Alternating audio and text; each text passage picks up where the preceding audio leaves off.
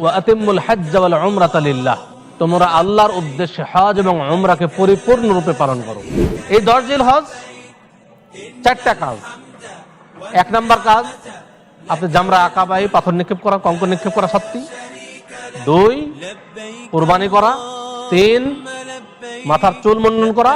4, তাওয়াফ ইফাজা করা, অর্থাৎ আপনি আবারও মক্কায় আসবেন, তাওয়াফ করবেন। তাওয়াফ ইফাজা বলা হয়। এই তাওয়াফকে আবার মিনায় ফিরবেন, 2 রাকাত সালাত আদায় করবেন। তারপরে দেখবেন বিভিন্ন জায়গায় জমজমের পানি, মাশাআল্লাহ, আল্লাহর নিয়ামত, সেটা পান করবেন। পান করার পরে আপনি চলে যাবেন সাফা মারওয়া সাই করতে। রাসূলুল্লাহ সাল্লাল্লাহু আলাইহি ওয়াসাল্লাম বলছেন, আল হজ্জু আরাফা, আরাফাই হলো হজ। আরাফার ময়দানে প্রবেশ না করলে তার হজই হবে না।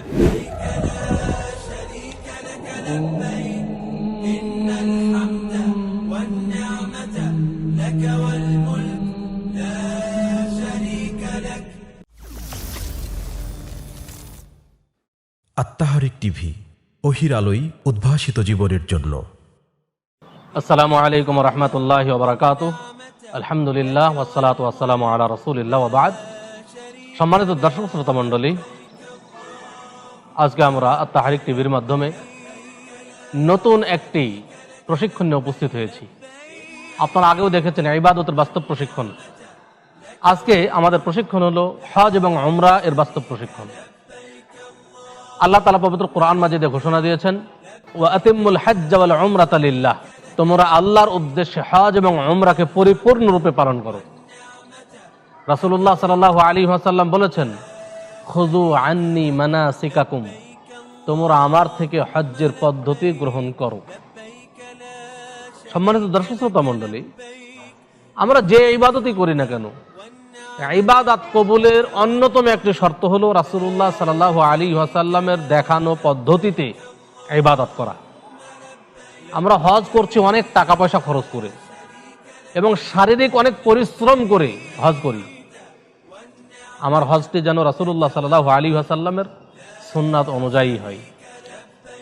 এজন্য আমাদের চেষ্টা করতে হবে, কোরআন এবং সহিহ হাদিস জানতে হবে, হজ্জের পদ্ধতি জানতে হবে। সম্মানিত দর্শক শ্রোতা মণ্ডলী, তাহলে আসুন আমরা হজ্জে যাওয়ার আগে একটু প্রশিক্ষণ নিয়ে নিই। আমরা দেখেছি হজ্জের ময়দানে অনেক হাজিকে যারা হজ করতে গিয়েছেন ঠিকই, কিন্তু হজ্জের প্রশিক্ষণ নেননি, বা প্রশিক্ষণ নিয়ে থাকলেও সহি প্রশিক্ষণ নেননি। এজন্য কি হয়েছে, যে তারা এমন কাজ করেন যাতে তাদের হজই হয় না। এমন কোন হাজিকে দেখেছি যারা আরাফার ময়দানে পৌঁছেনি, ঢোকেনি, প্রবেশ করেনি ভিড়ের কারণে, মানুষের চাপের ভয়ে। অথচ রাসূলুল্লাহ সাল্লাল্লাহু আলাইহি ওয়াসাল্লাম বলছেন, আল হজ্জু আরাফা, আরাফাই হলো হজ। আরাফার ময়দানে প্রবেশ না করলে তার হজই হবে না। কিন্তু আমাদের জ্ঞানের অভাবের কারণে একটু ভয় পেলাম যে অনেক মানুষ কিভাবে এত চাপ সহ্য করব, আমি আরাফার ময়দানে প্রবেশ না করে চলে আসলাম, তাহলে তো হজই হলো না। তাহলে এটা জ্ঞানের অভাব, প্রশিক্ষণের অভাব। আবার দেখা যায় যে অনেকে প্রশিক্ষণের অভাবের কারণে, না জানার কারণে, যে কাজ যে সময় করা দরকার ওই সময় না করে অন্য সময় করে থাকে। এই জন্য আমাদের প্রশিক্ষণ খুব জরুরি। আর কিতাব পড়ে এলেম হাসিল করা আর বাস্তবে দেখে প্র্যাকটিক্যাল করে এলেম হাসিল করা, দুইটা কিন্তু পার্থক্য আছে। এই জন্য আমরা তো হজ এবং উমরা বই দিয়ে দিয়েছি। মুহতারাম আমিরা জামায়াতের হজ ও উমরা একটি কিতাব আছে, যেটা আপনারা জানেন। এই হজ এবং উমরা কিতাবটি যদি ভালোভাবে পড়েন, তো দলিল সহকারে বিস্তারিত আলোচনা আপনারা দেখতে পাবেন। কিন্তু সংক্ষিপ্তভাবে আমরা প্র্যাকটিক্যালি দেখিয়ে দিচ্ছি, আপনারা আপনাদের মাইন্ডে, ব্রেনে যেন থাকে যে আমি কিভাবে প্রশিক্ষণ নিলাম। সম্মানিত দর্শক মণ্ডলী, আসুন আমরা হজ্জের প্রশিক্ষণ নিয়ে নিই, শুরু করি। আমরা যখন বাড়ি থেকে বের হব হজ্জের উদ্দেশ্যে, তখন আমরা আল্লাহর উপর তাওয়াক্কুল করে বিসমিল্লাহি তাওয়াক্কালতু আলাল্লাহ লা হাওলা ওয়ালা কুওয়াতা ইল্লা বিল্লাহ বলে বাড়ি থেকে বের হয়ে যাব। এরপরে যখন গাড়িতে উঠব, আমরা সফরের দোয়া পড়ে নেব। সুবহানাল্লাযী সাখখারা লানা হাযা ওয়া মা কুন্না লাহু মুকরিনিন ওয়া ইন্না ইলা রাব্বিনা লামুনকালিবুন। আল্লাহুম্মা ইন্না নাসআলুকা ফি সাফারিনা হাযাল বিররা ওয়াত তাকওয়া ওয়া মিনাল আমালি মা তারদা। আল্লাহুম্মা হাওয়িন আলাইনা সাফারানা হাযা ওয়া তুই আন্না বু'দা আল্লাহুম্মা আনতাস সাহিবু ফিস সাফারি ওয়াল খলিফাতু ফিল মালি ওয়াল আহলি আল্লাহুম্মা ইন্নী আউযু বিকা মিন ওয়াসাইস সাফারি ওয়া কাআবাতিল মানজারি ওয়া সুইল মুনকালাবি ফিল মালি ওয়াল আহলি। এই দোয়া পড়ে নেব। সফর করব, আল্লাহর কাছে সাহায্য কামনা করব। আমরা যখন ঢাকা থেকে প্লেনে উঠব, প্লেনে ওঠার পরে আমাদের সামনে আসবে মিকাত। আমরা সকলেই জানি ইসলামী শরীআত 5টি মিকাত নির্ধারণ করেছেন সারা বিশ্বের সকল মুসলিমদের জন্য।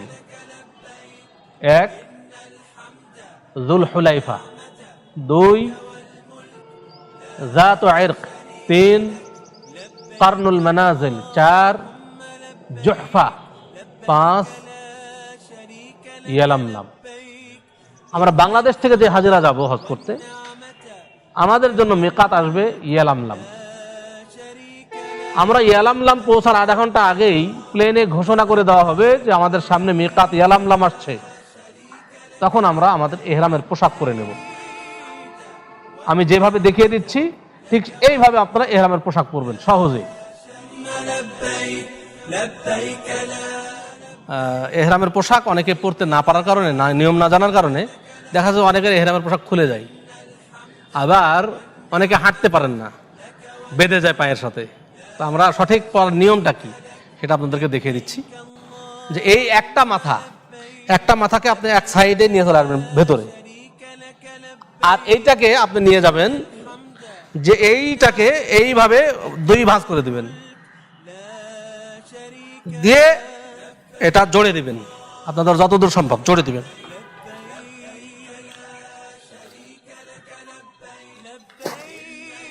এটা কি হলো, একদিক থেকে সামনের অংশে আপনার ডবল পার্ট হয়ে গেল। দ্বিতীয়ত এই ভাঁজ করার কারণে আপনি আর হাঁটতে লাগলে আপনার পায়ের সাথে বাঁধবে না, ইজিলি হাঁটতে পারবেন, এটা কোনো সমস্যা হবে না। এজন্য এরকম পোশাক এরপরে এইভাবে পরার পরে আপনি এদিক দিয়ে একটা বেল্ট বেঁধে দেবেন, যেন শক্ত করে বেল্ট বাঁধা থাকবে। অনেক ধরনের বেল্ট পাওয়া যায়, সেখানে মোবাইল রাখার জায়গা পাওয়া যায় থাকে। আপনারা এই বেল্ট ব্যবহার করবেন যেন টাইটভাবে বাঁধা থাকে, যেন খুলে না যায়। এটা একটা নিচে, আর উপরের যে চাদর, সেই চাদরটা আপনি সুন্দরভাবে চাদরের মতো পরে নিলেন। বাস চাদরের মতো যদি আপনি পরে নেন হয়ে গেল আপনার এরকমের পোশাক পরা। তাওয়াফের সময় আপনি এই ডান কাঁধটা খালি রাখবেন এইভাবে, তাওয়াফের সময় এটা খাস। বাকি সময় স্বাভাবিকভাবে ইহরামের পোশাক পরবেন, তাহলে আপনার ইহরামের পোশাক সঠিকভাবে পরা হবে ইনশাআল্লাহ। সম্মানিত দর্শক মণ্ডলী, আমরা যে ইহরামের পোশাক যেটা দেখাচ্ছি এটা শুধুমাত্র পুরুষদের জন্য খাস। মেয়েদের জন্য যে পোশাক পরে যাচ্ছে সে পোশাক পরবে, কিন্তু অবশ্যই পর্দা করবে, কারণ সেখানে নারী পুরুষ সকলে একসাথে তাওয়াফ করে, সাই করে। অতএব মেয়েদেরকে বলবো আপনি এমন পোশাক পরবেন না যে পোশাকের কারণে পুরুষদের নজর আপনার দিকে পড়ে। অনেক দেশে হাজিদেরকে দেখা যায় অশালীন পোশাক পরে আসে, বেপর্দা হয়ে হজ্জে আসে, এটা ঠিক নয়। মেয়েদেরকে অবশ্যই পর্দা বজায় রেখেই হজ উমরা পালন করতে হবে। সম্মানিত দর্শক শ্রোতা মণ্ডলী, ইহরামের পোশাক পরার পর থেকে, ইহরামের পোশাক পরলাম, ইয়ালামলাম, পৌঁছলাম, তখন আমরা নিয়ত করব। নিয়ত কিন্তু অন্তরে সংকল্পের মাধ্যমেই হবে। আপনি যে হজ করতে যাচ্ছেন সেই হজ্জের নিয়াত করবেন। যদি আপনি হজ্জের তামাত্তু করেন তো তামাত্তু করার জন্য নিয়াত হবে, প্রথমে মিকাত থেকে নিয়াত হবে শুধুমাত্র উমরার নিয়াত। অন্তরে সংকল্পের মাধ্যমে নিয়াত করে মুখে বলবেন লাব্বাইক উমরাতান। তারপর আপনি মক্কায় পৌঁছে উমরা শেষে হালাল হয়ে যাবেন। 8ই জিলহজে আবার আপনি যেখানে আছেন সেখান থেকে হজ্জের নিয়াত করে, অন্তরে সংকল্পে হজ্জের নিয়াত করে লাব্বাইক হাজ্জান বলে আপনি মিনায় চলে যাবেন। যদি আপনি হজ্জে কিরান করেন তাহলে আপনি যখন ঢাকা থেকে ইয়ালামলাম মিকাতে পৌঁছলেন তখন আপনার হজ এবং উমরার নিয়াত একসাথে হবে, অর্থাৎ একই নিয়াতে উমরা হবে এবং হজ হবে। উমরা এবং হজ্জের মাঝখানে হালাল হওয়া যাবে না। অন্তরে সংকল্পের মাধ্যমে নিয়াত করব এবং মুখে বলবো লাব্বাইক উমরাতান ওয়া হাজ্জান, এটা কারেন যেহেতু কিরান হজ। আর যদি কেউ হজ্জে ইফরাদ করেন তাহলে আপনি মিকাতে পৌঁছে গিয়ে অন্তরে সংকল্পের মাধ্যমে নিয়াত করে মুখে বলবেন লাব্বাইক হাজ্জান, কারণ হজ্জে ইফরাদ এতে উমরা নেই, শুধুমাত্র হজ। আমাদের দেশের বাংলাদেশি হাজি আমরা যারা যাই তার অধিকাংশ হাজিরাই হজ্জে তামাত্তু করি, এটা এবং এটাই উত্তম হজ। তাহলে আমরা যেহেতু হজ্জে তামাত্তু করব, অতএব আমরা প্রথমে মিকাতে গিয়ে শুধুমাত্র উমরার নিয়াত করব। আমরা অন্তরে সংকল্পের মাধ্যমে নিয়াত করে বলবো লাব্বাইক উমরাতান প্রথমে, এরপরে আপনি সবাই তালবিয়া পাঠ করব। তালবিয়া পাঠ করতে করতে করতে মক্কায় পৌঁছবো, যখন কাবা দেখবো তখন তালবিয়া শেষ। তালবিয়া পাঠ করবো লাব্বাইক আল্লাহুম্মা লাব্বাইক লাব্বাইক লা শারীকা লাকা লাব্বাইক ইন্নাল হামদা ওয়ান নি'মাতা লাকা ওয়াল মুলক লা শারীকা লাক। এই তালবিয়া পাঠ করতে করতে করতে আমরা কাবায় পৌঁছবো। আমরা যখন মক্কায় পৌঁছে যাব তখন প্রথমে আমরা আমাদের হোটেলে, যেখানে আমাদেরকে থাকার জায়গা হবে, আমরা আগে সেখানে উঠব। সেখানে উঠে আমাদের ব্যাগপত্র যা আছে আমাদের সাথে সেগুলো আমরা আমাদের ঘরে, যে ঘরে আমরা বসবাস করব, যে হোটেলে, সেই হোটেলে রেখে দেব। সেই হোটেলে রাখার পরে আমরা গোসল করার দরকার হলে গোসল করব। তবে এহরামের পোশাক যেহেতু পরেছি, এহরামের পোশাক আপনারা ডবল এহরামের পোশাক নিয়ে যাওয়ার চেষ্টা করবেন।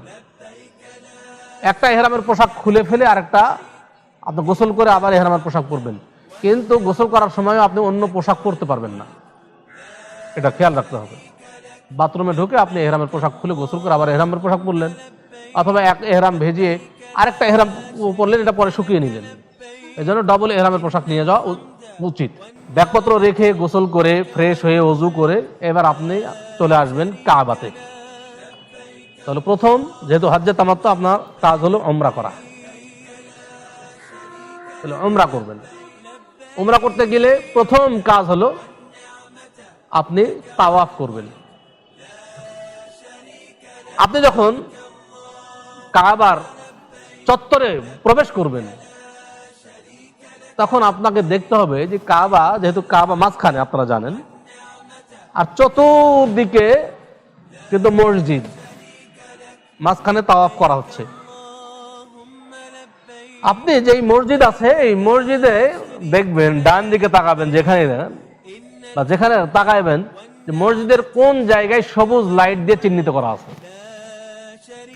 কারণ তাওয়াফ শুরু হবে হাজরে আসওয়াদ থেকে। হাজরে আসওয়াদ মানে কালো পাথর, যেটা আমরা জানি জান্নাত থেকে আসা একটা পাথর। যেই পাথরটি দুধের মতো সাদা ছিল, কিন্তু পরে আস্তে আস্তে কালো কুচকুচো হয়ে গেছে, এই জন্য নাম হয়ে গেছে হাজরে আসওয়াদ, কালো পাথর। তাওয়াফ যখন শুরু করবেন তখন একটা কাজ, যে তাওয়াফের সময় এই যে আপনার এহরামের পোশাক, এই যে চাদর যেটা, সেইটা এইভাবে পরবেন, এইভাবে পরবেন। এই ডান বগল, আমি নিচে গেঞ্জি পরে আছি, আপনারা গেঞ্জি পরা যাবে না, কিন্তু এই ডান কাঁধটা খালি থাকবে। ডান বগলের নিচ দিয়ে পোশাক উঠে যে বাম কাঁধের উপরে থাকবে। সম্মানিত দর্শক শ্রোতা মণ্ডলী, এই ডান কাঁধ খোলা রাখাটা শুধুমাত্র তাওয়াফের সময়। কিন্তু বহু সংখ্যক হাজিকে দেখা যায় যে তারা পুরা টাইমই, যত সময় তারা এহরামের পোশাক পরে আছে, এইভাবেই পরে আছে। এটা তাদের ভুল, এবং এটা তাদের না জানার কারণ, প্রশিক্ষণ না নেওয়ার কারণ, বা সঠিক প্রশিক্ষণ তাদের কাছে নাই। এবং তাওয়াফের সময় আরো কিছু আমরা ভুল করি, অনেকে হুড়াহুড়ি করি। এটা করবেন না। সবসময় আমাদের হেল্পফুল হতে হবে, অন্যকে সাহায্য করতে হবে। অনেক বয়স্ক মানুষ, দুর্বল মানুষ সেখানে আছে, সেই বিষয়টাও লক্ষ্য রাখবেন। যখন তাওয়াফ শুরু করলেন তখন আপনি হাজরে আসওয়াদে চুম্বন করতে পারলে করবেন। চুম্বন করতে যদি না পারেন, যদি হাত দিয়ে স্পর্শ করতে পারেন তা হাত দিয়ে স্পর্শ করে আপনি হাতে চুম্বন করতে পারেন। যদি হাতও না দিতে পারেন আপনার কাছে লম্বা কোনো কিছু যদি থাকে সেটা দিয়ে স্পর্শ করতে পারলে সেটাকে আপনি চুম্বন করতে পারেন। যদি সেটাও যদি না পারেন তাহলে আপনি যেখানে আছেন সেখান থেকে হাজরে আসওয়াদ দিকে হাত ইশারা করে বলবেন বিসমিল্লাহ আল্লাহু আকবার। ইশারা করলে আর চুম্বন নেই। এবার আপনি কাবাকে বাম দিকে রেখে আপনি চক্কর দেওয়া শুরু করলেন। এক তওয়াফে কাবা গৃহ তওয়াফ করতে হবে 7 চক্করের মাধ্যমে। হাজরে আসওয়াদ থেকে শুরু করলেন, আবার হাজরে আসওয়াদে ফিরে আসা পর্যন্ত 1 চক্কর, এইভাবে 7 চক্কর দিতে হবে। এই তাওয়াফের সময় নির্ধারিত কোনো দোয়া নেই, শুধুমাত্র একটি দোয়া নির্ধারিত আছে, রুকনে ইয়ামানি। রুকনে ইয়ামানি হাজরে আসওয়াদ যে কোণে স্থাপিত, যে কোণে আছে তার আগের কোণকে বলা হয় রুকনে ইয়ামানি। অর্থাৎ রুকনে ইয়ামানি অতিক্রম করে আপনি হাজরে আসওয়াদে পৌঁছবেন। তাহলে ওই রুকনে ইয়ামানিতে কেউ যদি স্পর্শ করতে পারেন তো স্পর্শ করবেন, চুমু খেতে হবে না। আর স্পর্শ যদি করতে না পারেন তাহলে ইশারা করতে হবে না। রুকনে ইয়ামানির দিকে কোনো ইশারা নেই। এইভাবে আপনি তাওয়াফ করলেন। আর অন্য কোনো জায়গায় যে কোনো দোয়া, আপনার যত চাওয়া পাওয়া আছে আপনি চান, সমস্যা নেই। নির্ধারিত কোনো দোয়া নেই। আমাদের দেশে অনেক বইয়ে দেখা যায় যে প্রথম চক্করে এই দোয়া, দ্বিতীয় চক্করে এই দোয়া, তৃতীয় চক্করে এই দোয়া, এগুলো সব ভুল, এগুলো সঠিক নয়। শুধুমাত্র একটি দোয়াই নির্ধারিত, যেটা রুকনে ইয়ামানি থেকে হাজরে আসওয়াদ পর্যন্ত। সেই দোয়াটি কি? রব্বানা আতিনা ফিদ দুনিয়া হাসানাতাও ওয়া ফিল আখিরাতি হাসানাতাও ওয়া কিনা আযাবান নার।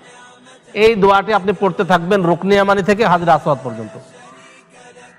বাকি সকল জায়গায় নিজের ইচ্ছা মতো দোয়া করবেন, সমস্যা নেই। আবার যখন হাজরে আসওয়াদে পৌঁছলেন আবার একই, এইভাবে 7 চক্কর শেষ করবেন। করার পরে মাকামে ইব্রাহিমের পেছনে 2 রাকাত সালাত আদায় করবেন। মাকামে ইব্রাহিম এর পেছনে 2 রাকাত সালাত আদায় করবেন। প্রথম রাকাতে সূরা কাফিরুন এবং দ্বিতীয় রাকাতে সূরা ইখলাস পাঠ করবেন। এটা সুন্নাত সূরা। যখন আপনি সালাত আদায় করবেন তখন কিন্তু অবশ্যই এই কাপড়টি আপনার তুলে দিতে হবে, এইভাবে কাঁধ ঢেকে দিতে হবে। কারণ সালাতরত অবস্থায় সালাত কাঁধ ঢাকা না থাকলে সালাত হবে না। অনেক হাজি এটা ভুল করে, সালাত আদায় করে দেখা যাচ্ছে ওই কাঁধ খুলে, কারণ তার জ্ঞান নেই, এলেম নেই। এটা খেয়াল রাখবেন, সালাতের সময় এই কাঁধ ঢেকে দিবেন। তারপরে সাই বলেন আরো যত কাজ আছে আপনাকে আর এহরামের পোশাক এই ডান কাঁধ খোলা রাখতে হবে না, এইভাবে পোশাক পরে থাকবেন। শুধুমাত্র তাওয়াফের সময় ডান কাঁধ খোলা। মাকাম ইব্রাহিমের পেছনে 2 রাকাত সালাত আদায় করবেন। হজ্জের সময় অনেক ভিড় থাকে, ভিড়ে যদি কাছে সম্ভব না হয় আপনি দূরে চলে যান, যত দূরে আপনি উঠে যান কোনো সমস্যা নেই। অনেক মানুষ এখানে একটা ভুল করে যে যেহেতু সে জানে মাকাম ইব্রাহিমের পেছনে 2 রাকাত সালাত আদায় করতে হবে, অতএব যতই চাপাচাপি হোক ভিড়াবি হোক সে জোর করে ওই জায়গায় সালাত আদায় করে। এতে কি হয়? অন্য মুসলিমদের কষ্ট হয়। কষ্ট তো দেওয়া যাবে না। আপনি চলে যান উপরে, মসজিদের উপরে উঠে চলে যান, যেখানে ফাঁকা পাবেন, যে এখানে কোনো সমস্যা নেই, একেবারে পাতলা মানুষ, কোনো মানে ফাঁকা ফাঁকা, সেই জায়গায় গিয়ে 2 রাকাত সালাত আদায় করেন। যদি ওই সোজা না পান, যে কোনো জায়গায় আপনি 2 রাকাত সালাত আদায় করলেও সেটা আপনার জন্য জায়েজ, কোনো সমস্যা নেই। 2 রাকাত সালাত আদায় করবেন। তারপরে দেখবেন বিভিন্ন জায়গায় জমজমের পানি, মাশাআল্লাহ, আল্লাহর নিয়ামত, সেটা পান করবেন। পান করার পরে আপনি চলে যাবেন সাফা মারওয়া সাই করতে। ওখান থেকে আপনি যে হাজরে আসওয়াদ থেকে শুরু করলেন, ওখান থেকে একটু ডান কাত হয়ে যদি আপনি উঠে যান দেখবেন যে সাফা পাহাড় পেয়ে যাবেন। খুব বেশি যে যেতে হবে তা না, কাছাকাছি আছে। সাফা মারওয়া সাই হবে, সাফা থেকে শুরু হবে, সাফা থেকে শুরু হবে। এই সাফাতে গিয়ে ইন্নাস সাফা ওয়াল মারওয়াতা মিন শাআইরিল্লাহ, এই আয়াতটি তেলাওয়াত করবেন, এই অংশটি তেলাওয়াত করবেন। করতে করতে সাফা পাহাড়ে উঠবেন। সাফা থেকে শুরু হবে। সাফা পাহাড়ে উঠে আপনি কাবার দিকে মুখ করে একটা দোয়া পড়বেন। সে হজ ও উমরা বইয়ে সেটা আছে এবং আমাদের স্ক্রিনেও দেওয়া থাকছে। সেই দোয়াটি আপনারা কাবার দিকে মুখ করে হাত উঠিয়ে ওই দোয়াটি 3 বার পড়বেন। তিনবার পড়ে তারপর নিজের ইচ্ছা অনুযায়ী আরো চাওয়া পাওয়া থাকলে চাইবেন। লা ইলাহা ইল্লাল্লাহু ওয়াহদাহু লা শারীকা লাহু লাহুল মুলকু ওয়া লাহুল হামদু ইউহয়ী ওয়া ইউমীত ওয়া হুয়া আলা কুল্লি শাইইন কাদির। লা ইলাহা ইল্লাল্লাহু ওয়াহদাহু লা শারীকা লাহু আনজাযা ওয়া'দাহু ওয়া নাসারা 'আবদাহু ওয়া হাযামাল আহযাবা ওয়াহদাহু। তারপর ওখান থেকে আবার মারওয়ার উদ্দেশ্যে রওনা হবেন। যখন মারওয়ার উদ্দেশ্যে রওনা হলেন তখন আপনি মারওয়াতে গিয়ে কিছু দূর গিয়ে দেখবেন যে উপরে এবার ছাদে দেখবেন যে বেশ কিছু জায়গা সবুজ লাইট দিয়ে চিহ্নিত করা আছে মাঝখানে। অতটুকু জায়গা আপনি কিছু দ্রুত চলার চেষ্টা করবেন যতটুকু সম্ভব। মেয়ে মানুষ যারা তারা হেঁটে যাবেন, মেয়েদেরকে দ্রুত চলতে হবে না, দৌড়াতে হবে না, মেয়েরা সবাই হেঁটে হেঁটে যাবে স্বাভাবিক গতিতে। এরপরে আপনারা মারওয়াতে পৌঁছবেন। মারওয়াতে পৌঁছেও সাফাতে যেমন কাবার দিকে মুখ করে হাত তুলে দোয়া করলেন, মারওয়াতেও ঠিক একই অবস্থা। আপনি মারওয়াতে উঠে কাবার দিকে মুখ করে হাত উঠিয়ে একই দোয়া 3 বার পাঠ করবেন। এরপরে আপনার যত চাওয়া পাওয়া আছে আপনি নিজের ইচ্ছায় চাইবেন। আর এই মাঝখানে যে গেলেন এতে আপনার ইচ্ছা মতো যে কোনো দোয়া পড়বেন। এখানে কোনো দোয়া নির্দিষ্ট নয়, নির্দিষ্ট কোনো দোয়া নেই, আপনি আপনার ইচ্ছা অনুযায়ী দোয়া পড়ুন। সাফা থেকে যে মারওয়াতে গেলেন এটা একবার হলো, আবার মারওয়া থেকে আবার সাফাতে আসবেন। যখন সাফাতে আসবেন একই অবস্থা, কিছু দূর এসে দেখবেন যে আবার সবুজ লাইট দিয়ে চিহ্নিত করা আছে, সেখানে আবার একটু দ্রুত চলার চেষ্টা করবেন পুরুষরা, নারীরা স্বাভাবিক গতিতে চলবেন। এবার এসে সাফাতে উঠবেন, আবার সাফাতে উঠে কাবার দিকে মুখ করে আবার ওই 3 বার দোয়া পড়বেন হাত উঠিয়ে এবং নিজের ইচ্ছা মতো দোয়া করবেন।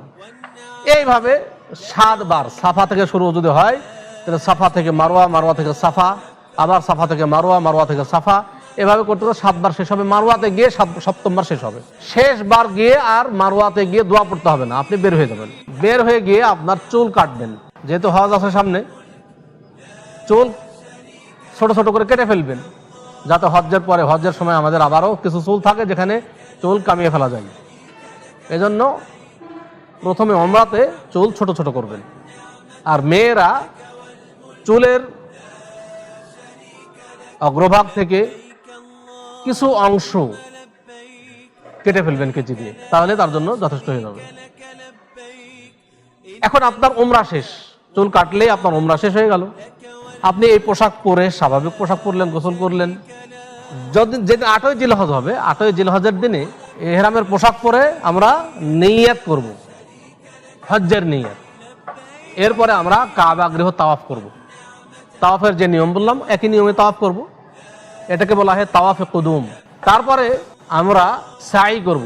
যদি কেউ শুধুমাত্র তাওয়াফ করে চলে যায়, সাই না করে, তাহলে 10 জিলহজে তাওয়াফে ইফাজার পরে আবার তাকে সাই করতে হবে। আর যদি প্রথমে সে সাই করে চলে যায় তাহলে 10 জিলহজে আর তাকে সাই করতে হবে না। 8 জিলহজে আমরা তাওয়াফ এবং সাই, সাফা মারওয়া সাই করে আমরা মিনার উদ্দেশ্যে রওনা হব। মিনায় গিয়ে 8 জিলহজ দিবাগত রাত, অর্থাৎ তখন 9 জিলহজের রাত্রি পড়ে যাবে। এই রাত্রে আমরা মিনাতে অবস্থান করব। মিনাতে অবস্থান করে 9 জিলহজ আমরা আরাফার ময়দানের উদ্দেশ্যে রওনা হব। আমরা অনেকেই 8 জিলহজের দিবাগত এই যে রাত্রে, এই রাত্রেই আরাফার ময়দানে চলে যাই। আসলে এটা না যাওয়াই উচিত, বরং 9 জিলহজের দিনে আরাফার ময়দানে যেতে হবে। আরাফার ময়দানে আমরা যাব 9 জিলহজে। আরাফার ময়দানে গিয়ে সেখানে প্রত্যেকটি সালাত জোহর এবং আসর রাখি, জোহর এবং আসরের সালাত আমরা জমা এবং কসর করব। সেখানে আরাফার ময়দানে খুতবা হবে। যদি মসজিদে নামিরা যান, আরাফার ময়দানে মসজিদে নামিরা অবস্থিত, সেই নামিরাতে থেকে কিন্তু খুতবা, যেটা হজ্জের খুতবা, আরাফার খুতবা বলা হয়, সেই খুতবা প্রদান হয় কিন্তু নামিরা, মসজিদে নামিরা থেকে। যারা মসজিদে নামিরাতে অবস্থান করবেন করতে পারেন, তবে একটা জিনিস লক্ষ্য রাখবেন, মসজিদে নামিরা পুরাটাই কিন্তু আরাফার মধ্যে নয়।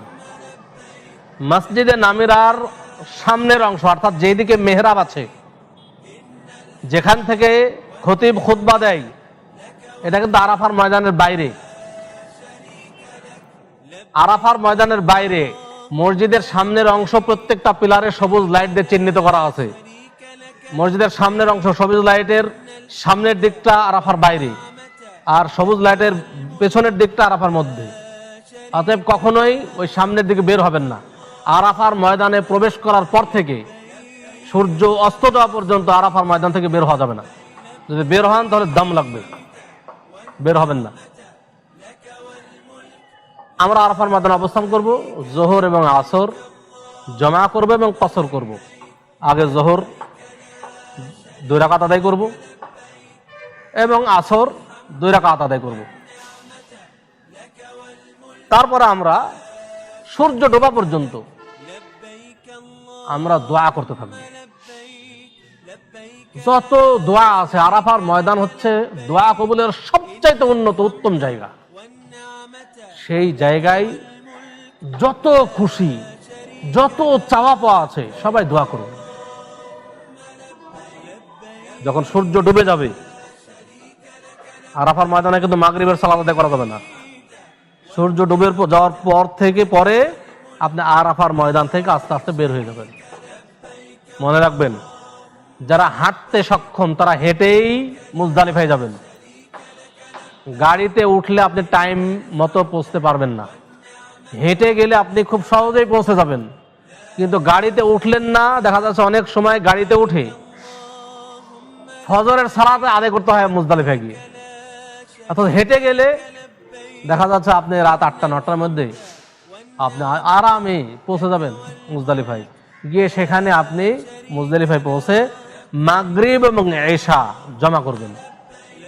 আগে মাগরিবের সালাত আদায় করবেন 3 রাকাত, তারপরে এশার সালাত আদায় করবেন 2 রাকাত এবং বেতের সালাত আদায় করবেন। কারণ রাসূল সাল্লাল্লাহু আলাইহি ওয়াসাল্লাম সফরে বেতের সালাত আদায় করতেন। এই করে আপনি ঘুমিয়ে যান, সেখানে কোনো ইবাদত নেই। বাংলাদেশের এক শ্রেণীর মানুষ তারা হজ্জের সফরে গিয়ে তারা জমা এবং কসর করতে চায় না। এটা ঠিক নয়। মুজদালিফায় গিয়ে আরাফার ময়দানে জোহর আসর কসর করা, জমা করা, এবং মুজদালিফায় গিয়ে মাগরিব এবং এশা জমা তাখির এবং কসর করা, এটা হজ্জেরই একটা বিধান। কেন আপনি করবেন না? অনেকে করে না, এটা তাদের ভুল। এটা করতে হবে। এটা করার পরে আপনি মুজদালিফায় ঘুমিয়ে যান। মুজদালিফায় ঘুমিয়ে গেলেন, ফজর আজান হলো, ফজরের সালাত আদায় করবেন। ওখানে ফজরের সালাত আদায় করে আপনি সূর্য ওঠার আগেই মুজদালিফা ত্যাগ করবেন। ফজরের সালাত পড়ার পরে সূর্য উদয় হওয়ার আগেই মুজদালিফা ত্যাগ করবেন। মুজদালিফা থেকে যাবেন কোথায়? মিনায়। মিনার উদ্দেশ্যে রওনা দিবেন। আবার একই কথা বলবো, এখান থেকে হেঁটে যাবেন। হেঁটে গেলে খুব সহজেই পৌঁছবেন। এখানে একটা জিনিস বলে দেব, যে আপনারা যখন হজ্জের সফরে আসলেন মক্কা থেকে মিনায়, মিনা থেকে আরাফা, আরাফা থেকে আবার মুজদালিফা, এই সফরগুলোতে একেবারে সংক্ষিপ্ত জামা কাপড়, মানে ছোট্ট ব্যাগটা যেন ছোট্ট হয় একেবারে, কারণ এগুলোতে অনেক পরিশ্রম। একদিক। দ্বিতীয় দিক হলো যে আপনি যদি ব্যাগ বড় হয় তাহলে পুলিশ কিন্তু আপনার ব্যাগ কেড়ে নেবে, ফেলে দেবে। কারণ ব্যাগের কারণে অনেক চাপাচাপি বেশি হয়ে যায়, দুর্ঘটনা ঘটার সম্ভাবনা আছে। এই জন্য জায়গায় কিন্তু যেখানে নিরাপত্তা কর্মী আছে তারা কিন্তু আপনার ব্যাগ কেড়ে নেবে, ব্যাগ বড় হলে ফেলে দিবে। এই জন্য ব্যাগটা যেন ছোট হয়, এদিকটা লক্ষ্য রাখবেন। এরপর আপনি মুজদালিফা ত্যাগ করে মিনার উদ্দেশ্যে রওনা হলেন। মিনায় গিয়ে সর্বপ্রথম কাজ, তাহলে মিনায় যখন যাচ্ছেন তখন কত তারিখ পড়ছে? তখন পড়ছে 10 জিলহজ। 10 জিলহজে আপনি প্রথম কাজ হলো আপনি জামরা আকাবা, বড় জামরা আপনি কঙ্কর নিক্ষেপ করবেন 7টা। এই কঙ্করগুলো আপনি মুজদালিফা থেকে সংগ্রহ করুন। মুজদালিফা থেকে আপনি সংগ্রহ করবেন এই কঙ্করগুলো। কঙ্কর হতে হবে ছোট ছোট। অনেকে মনে করে যে আমি মনে হয় এখন শয়তানকে পাথর মারবো, শয়তানকে মনে হয় বাধা আছে, পাথর মেরে মাথা ফাটিয়ে দেবো, এরকম মনে করে অনেকে। এমনকি অনেককে দেখা যায় যে বড় বড় পাথর তো মারে মারে, জুতা স্যান্ডেলও মারে, মনে করে শয়তান তো শয়তান, শয়তান মেরে শেষ করে দেবো, এরকম একটা ব্যাপার স্যাপার। আসলে কিন্তু তা না, শয়তানকে ওখানে বাধা নাই। এটা একটা নিদর্শন। ইব্রাহিম আলাইহিস সালামকে যখন মানে ওয়াসওয়াসা দিচ্ছিল শয়তান, তখন তিনি মেরেছিলেন, সেই নিদর্শন আমরা পালন করি। শয়তানকে ওখানে বাধা নাই যে আপনি শয়তানের মাথায় পাথর মারছেন, সেটা না। আসলে তো পাথর মারতে হবে ছোট ছোট, বুটের দানার সমান সমান পাথর মারবেন। প্রথম 10 তারিখে পাথর মারবেন একটা জামরাই, সেটা জামরা আকাবা। মানে আপনি মিনাতে, মুজদালিফা থেকে যখন আপনি মিনাতে যাবেন, তখন আপনার প্রথমে পড়বে ছোটটা, তারপরে মধ্যমটা, তারপরে বড়টা। তো প্রথম 2টাতে মারবেন না 10 তারিখে, শেষটাতে মারবেন। এবং এখন তো আলহামদুলিল্লাহ, আগে একটা পিলার ছিল কিন্তু এখন আর পিলার নাই, এখন কিন্তু একটা ওয়াল বানায় দেওয়া হয়েছে বড় আকারে পাথর মারার জন্য, এবং মাঝখানে রাউন্ড করে দেওয়া হয়েছে। আপনি পাথর মারলে ওই পাথরটি এসে ওই জায়গাতে পড়বে এবং একই জায়গায় চলে যাবে গোড়ায়। সুন্দর পথ করে দেওয়া হয়েছে। এখানে একটা সহজ পদ্ধতি আপনাদেরকে বলে দেই। পাথর মারতে গিয়ে দেখা যাচ্ছে যে প্রথমে আমি যখন রাস্তা দিয়ে যাচ্ছি, যেতে যেতে দেখছি যে এখানে আমার একটা ওয়াল পাথর, যেখানে কঙ্কর নিক্ষেপ করব। তো 2 দিক দিয়ে রাস্তা, এদিক দিয়েও রাস্তা, এপার দিয়েও রাস্তা, মাঝখানে কিন্তু ওই ওয়ালটি, যেখানে পাথর নিক্ষেপ, কঙ্কর নিক্ষেপ করব।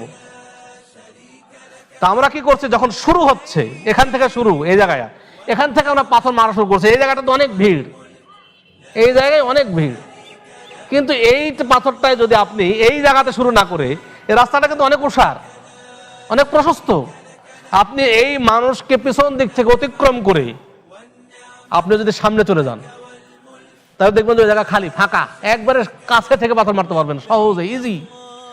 কিন্তু আমরা না জানার কারণে এই জায়গাতে সবাই হুড়াহুড়ি করি। সবাই এই পথ অবলম্বন করবেন, খুব সহজেই আপনি পাথর মারতে পারবেন। পাথর মারবেন 10 জিলহজে, পাথর মারবেন একটাই। পাথর মারার পরে আপনি কোরবানি করবেন, কোরবানি করার পরে চুল কাটবেন। কোরবানি তো আমি নিজে যে করা সম্ভব নয়, আপনি টাকা দিয়ে দিয়েছেন, সেটাই হয়ে গেছে, আপনার কোরবানি হয়ে যাবে ইনশাআল্লাহ। এবার আপনি চুল কাটেন, চুল কাটার পরেই আপনি হালাল হয়ে যান। এই পোশাক খুলে ফেলেন, স্বাভাবিক পোশাক পরেন। এটাকে বলা হয় আত-তাহাল্লুলুল আউয়াল, প্রথম হালাল হওয়া। এই হালাল হওয়ার পর থেকে আপনি সব কাজ করতে পারবেন, শুধুমাত্র স্বামী স্ত্রী মিলন করতে পারবেন না। বাকি যা যাবতীয় কাজ আপনি করতে পারবেন, আপনার জন্য হালাল। শুধু স্বামী স্ত্রী মিলন থেকে বিরত থাকতে হবে। এই 10 জিলহজ 4টা কাজ। 1 নাম্বার কাজ, আপনি জামরা আকাবায় পাথর নিক্ষেপ করা, কঙ্কর নিক্ষেপ করা 7টি।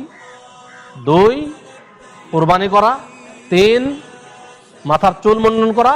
4 তাওয়াফে ইফাজা করা, অর্থাৎ আপনি আবারও মক্কায় আসবেন, তাওয়াফ করবেন। তাওয়াফে ইফাজা বলা হয় এই তাওয়াফকে। আবার মিনায় ফিরবেন। তবে এখানে একটা বিষয় লক্ষণীয়, যেহেতু এটা একটা অনেক কষ্টসাধ্য হয়ে যায়, একই দিনে এতগুলো কাজ করা কষ্টসাধ্য হয়, এই জন্য আপনি এই তাওয়াফটাকে 13 জিলহজ পর্যন্ত পিছিয়ে দিতে পারেন। যখন একবারে 13 জিলহজ পর্যন্ত পাথর কঙ্কর নিক্ষেপ করবেন, শেষ করবেন, তারপরে যখন মক্কায় ফিরবেন তখন আপনি তাওয়াফে ইফাজা করেন, তাহলে আপনার জন্য জায়েজ হয়ে যাবে, সমস্যা নেই। তাহলে আপনার টেনশনের কারণ নেই, আপনি এই তাওয়াফটাকে 13 জিলহজ পর্যন্ত পিছিয়ে দিতে পারেন, সমস্যা নেই। তাহলে 10 জিলহজ কাজ শেষ, আপনি মিনায় অবস্থান করলেন। মিনায় কসর করবেন, কিন্তু জমা করবেন না। প্রত্যেক সালাত তার নির্ধারিত টাইম আদায় করবেন, কিন্তু 4 রাকাত বিশিষ্ট সালাতগুলো 2 রাকাত 2 রাকাত করে আদায় করবেন।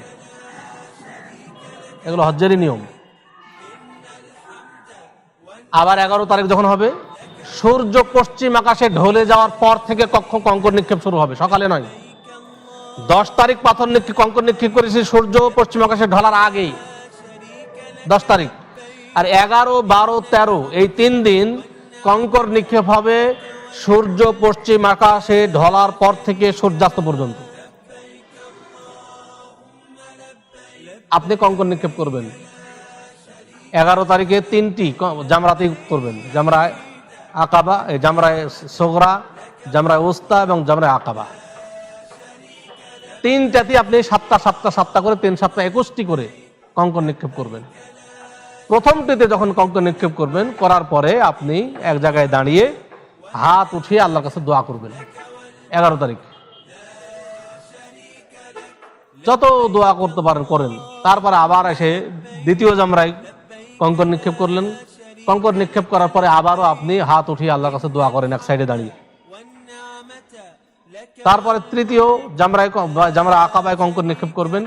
জামরা আকাবায় কঙ্কর নিক্ষেপ করার পরে আর দোয়া নাই। সে দোয়া শুধু প্রথম দুইটাতে, শেষেরটাতে না। এইভাবে আবারও 12 তারিখ, আবার 12 তারিখে আবারও 3টি জামরাতেই 3 7 21টি 7টা করে কঙ্কর নিক্ষেপ করবেন একইভাবে। এবং একইভাবে প্রথম এবং দ্বিতীয়টিতে মারার পরে আপনি দুটাতে দোয়া করবেন হাত উঠিয়ে। 12 তারিখ গেল। যদি কেউ 12 জিলহজে কঙ্কর নিক্ষেপ করে সূর্য ডোবার আগেই মিনা ত্যাগ করতে পারে, তাহলে তাকে আর 13 তারিখে মিনায় থাকতে হবে না। আর যদি সূর্য ডুবে যায় মিনাতেই, তাহলে তাকে অবশ্যই সেদিন থাকতে হবে। 13 তারিখে কঙ্কর নিক্ষেপ করে তাকে মক্কায় আসতে হবে। যদি যারা 13 তারিখে থাকবেন, তারা 13 তারিখে 3টি জামরা একইভাবে কঙ্কর নিক্ষেপ করে এবার আপনি মক্কায় চলে আসবেন। মক্কায় আসার পরে আপনি যদি কেউ 10 তারিখে 10 জিলহজে তাওয়াফে ইফাজা করে থাকেন তাহলে তো হলোই। আর যদি 10 জিলহজে তাওয়াফে ইফাজা না করে থাকেন, তাহলে আপনি যখন ফিরে আসলেন মিনা থেকে, 12 তারিখ হোক আর 13 তারিখ হোক, তখন আপনি তাওয়াফে ইফাজা করবেন। যদি প্রথমে সাই না করে থাকেন তাহলে তাওয়াফে ইফাজার পর সাই করবেন। আর যদি সাই করে থাকেন তাহলে আর সাইয়ের দরকার নেই। এরপরে আপনি স্বাভাবিক অবস্থায় ফিরে যাবেন। আপনার হজ্জের কার্যক্রম আপনার সব শেষ হয়ে গেল। এবার যখন আপনি মক্কা ছেড়ে চলে আসবেন, যেই দিন আপনি মক্কা ছেড়ে চলে আসবেন, সেই দিন আপনি একটা তাওয়াফ করবেন, যে তাওয়াফকে বলা হয় তাওয়াফুল ওয়াদা, মানে বিদায়ী তাওয়াফ। যখন মক্কা ত্যাগ করবেন, যে মক্কা আর থাকছি না, চলে যাচ্ছি, তখন এই তাওয়াফুল ওয়াদা, বিদায়ী তাওয়াফ করবেন স্বাভাবিক পোশাকে। তখন আর ইহরামের পোশাক লাগবে না, এমনি স্বাভাবিক যে পোশাকে আছেন সেই পোশাকে আপনি তাওয়াফ করবেন। তাওয়াফ করে আপনি চলে আসবেন। এরপরে মদিনায় যাওয়ার ব্যাপারে বলবো, যে হজ্জের সাথে মদিনার কোনো সম্পর্ক নেই। কেউ যদি মদিনায় নাও যান তাহলে তার হজ্জের কোনো সমস্যা না। হজ্জের কোনো কাজ মদিনায় নেই। তো মদিনায় আমরা রাসূল সাল্লাল্লাহু আলাইহি ওয়াসাল্লামের প্রতিষ্ঠিত মসজিদে নববী, যেখানে সালাত আদায় করলে 1000 গুণ সওয়াব বেশি, মক্কায় কাবাতে সালাত আদায় করলে 1,00,000 গুণ সওয়াব বেশি, আর মদিনায় মসজিদে নববীতে সালাত আদায় করলে 1000 গুণ সওয়াব বেশি। অতএব আমরা মসজিদে নববীতে সালাত আদায়ের উদ্দেশ্যে মদিনায় আমরা জিয়ারতের উদ্দেশ্যে আসব। মদিনায় সালাতের ফজিলত হাসিলের উদ্দেশ্যে আমরা মদিনায় সফর করব। লক্ষণীয় হলো আমাদের লক্ষ্য রাখতে হবে যে রাসূল সাল্লাল্লাহু আলাইহি ওয়াসাল্লামের কবর জিয়ারতের উদ্দেশ্যে যেন এই সফর না হয়। আমরা বাংলাদেশের বহু সংখ্যক হাজি রাসূল সাল্লাল্লাহু আলাইহি ওয়াসাল্লামের কবর জিয়ারতের উদ্দেশ্যে মদিনায় সফর করেন, এটা সঠিক নয়। এটা অবশ্যই ত্যাগ করতে হবে। রাসূল সাল্লাল্লাহু আলাইহি ওয়াসাল্লাম বলেছেন, লা তুসাদ্দুর রিহাল ইল্লা লিসালাসি মাসাজিদ। 3টি জায়গা, 3টি মসজিদ ব্যতীত, 3টি স্থান ব্যতীত কোন জায়গায় অধিক নেকি পাওয়ার আশায় সফর করা জায়েজ নাই। 3টি কি? 1 কাবা, 2 মসজিদে নববী, 3 বাইতুল মাকদিস। এখানে অধিক নেকি আছে, অন্য কোনো জায়গায় নেকি হাসিলের উদ্দেশ্যে সফর করা ঠিক নয়। অতএব সফরের উদ্দেশ্য হবে মসজিদ নববীতে সালাত আদায় করা, কবর জিয়ারত নয়। যখন আপনি মসজিদে আসলেন, মদিনায় আসলেন, তখন আপনি কবর জিয়ারত করবেন তো অবশ্যই, কিন্তু সফরের উদ্দেশ্য যেন কবর জিয়ারতের উদ্দেশ্যে না হয়। সম্মানিত দর্শক শ্রোতা মণ্ডলী, আমি আরো একটা বিষয় এখানে বলবো, যে আমরা যখন মক্কায় থাকি তখন আমরা প্রতিনিয়ত 3-4টা করে উমরা করি। ওই তানঈম বা আয়েশা মসজিদ বলে একটা জায়গা আছে, সেখান থেকে আসি, আবার ইহরাম বাঁধি আর বারবার উমরা করি। দলিল হিসেবে পেশ করি যেটা আয়েশা রাদিয়াল্লাহু তাআলা আনহা করেছিলেন। রাসূল সাল্লাল্লাহু আলাইহি ওয়াসাল্লাম তানঈম থেকে বা আয়েশা মসজিদ যেটা, ওই জায়গা থেকে ইহরাম বেঁধে আসতে বলেছিলেন। আসলে দেখুন, এটা আমরা ওই সমস্ত মহিলাদের জন্যই দলিল হিসেবে গ্রহণ করতে পারি যেই সমস্ত মহিলার এই ধরনের ঋতু হয়েছে। আমাদের বাংলাদেশ থেকে এক নারী গেছে হজ্জের মধ্যে, তার ঋতুবর্তী হয়ে গেছে, হায়েজ হয়ে গেছে। তখন সে কি করবে? ওই হাদিসকে দলিল হিসেবে গ্রহণ করে তানঈম থেকে ইহরাম বেঁধে সে উমরা পালন করতে পারে। কিন্তু স্বাভাবিক নয়। এটা যদি সবার জন্য জায়েজ হতো তো সাহাবায়ে কেরাম তো সবাই করতেন।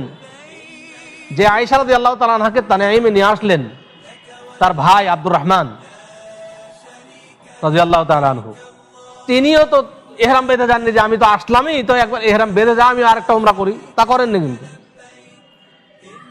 এবং তারপরেও কোনো সাহাবায়ে কেরাম এটা করেননি। অতএব শুধু দলিল পেলেই হবে না, আমরা এই দলিলকে তখনের জন্য গ্রহণ করব, ওই সমস্ত লোকদের জন্য, ওই সমস্ত মহিলাদের জন্য গ্রহণ করব যে সমস্ত মহিলার এই সমস্যা হয়ে যাবে তাদের জন্য। এভাবে যেন আমরা না করি, বিষয়টা আমরা অবশ্যই লক্ষ্য রাখবো। আশা করি আমাদের এই ভিডিও এবং আমাদের স্ক্রিনে দেখতে পাচ্ছেন আপনারা যে আমরা বাস্তবে দেখিয়ে দিচ্ছি যে ভিডিওগুলো কিভাবে হজ সম্পাদন হচ্ছে, সেগুলো দেখে আপনারা উপকৃত হবেন ইনশাআল্লাহ। হজ্জের বাস্তব প্রশিক্ষণ শিখবেন, শিখে কোরআন এবং সহিহ হাদিস অনুযায়ী আপনি হজ সম্পাদন করবেন।